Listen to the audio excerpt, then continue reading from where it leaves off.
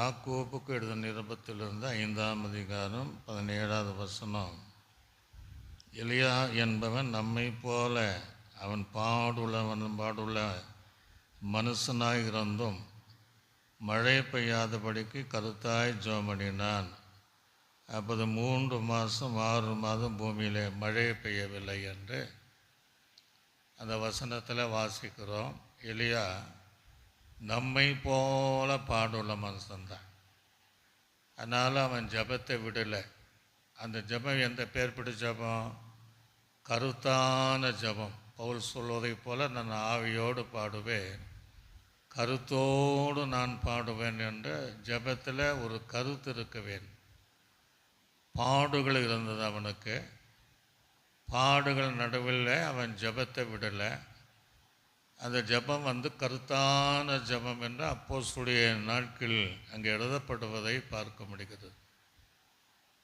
ஆகவே உங்கள் ஜீவியத்தில் பாடுகள் வரும்போது நம்ம ஜபத்தை விட்டுறோம். கடமைக்காக ஜபிக்கிற கூட்டங்கள் நிரப்பியிருக்கிறாங்க.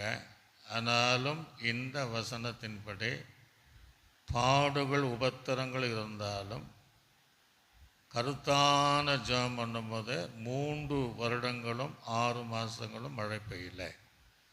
ஆனால் அதே எலியா அடுத்த வசனத்தில் வாசிக்கும்போது அவன் மறுபடியும் ஜெபம் பண்ணினான்.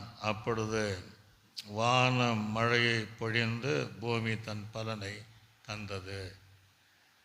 ஆக மீண்டும் அவன் ஜெபம் பண்ணும்போது வானம்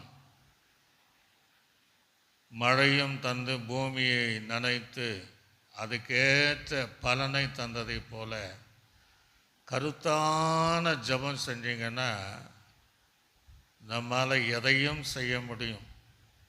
சில முக்கியமான கூட்டங்கள் வரும்போது மழை பெய்தால் அது கருத்தான ஜபத்தில் இன்றைக்கும் பல இடங்களிலும் எந்த தடை இல்லாமல் நடத்துகிறார்.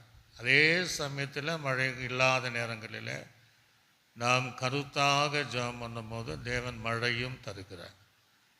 அதே அந்த எலியா கருத்தான ஜெபம் செய்ததனால தான் சாரிபாத்து வீட்டுக்கு ஒரு வார்த்தை சொன்னார். பஞ்சகாலம் தீருகிற வரையும் உடைய பானையில் மா குறைவதில்லை, கலசத்தில் எண்ணெய் குறைவதில்லை என்கிற வாக்கின்படி அந்த பஞ்சகாலம் முழுவதும் அந்த கருத்தாய் ஜெபித்த அந்த பரிசுத்தவான் சொன்ன வார்த்தையின்படி சாரிபாத்தின் விதை வீட்டில் எண்ணெய் மாவு குறையாமல் காத்து கொண்டார். இன்றைக்கும் இந்த வார்த்தையின்படி உங்கள் வீட்டில் பொருளாதார விஷயங்கள்